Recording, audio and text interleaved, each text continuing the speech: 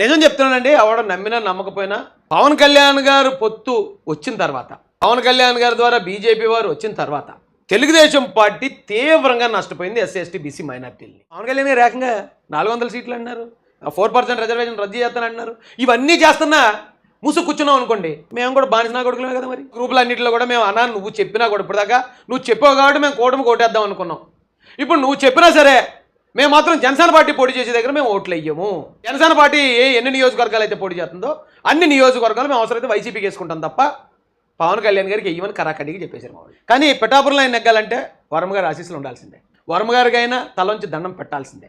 అంటే ఒక నియోజకవర్గంలో ఒక ఎమ్మెల్యే గెలవడానికి ఇంత ఇబ్బంది పడిపోయి ఆయన దానికోసం జబర్దస్త్ టీముల్ని, లేకపోతే మరొక రికార్డింగ్ డ్యాన్స్ టీముల్ని, ఇంకొక సీరియల్ టీముల్ని, హీరోల్ని, ఇంతమందిని ఒక్క మహిళ మీదకి 200% పిఠాపురంలో పవన్ కళ్యాణ్ గారు ఓడిపోవడానికి ఎక్కువ అవకాశం ఉంది.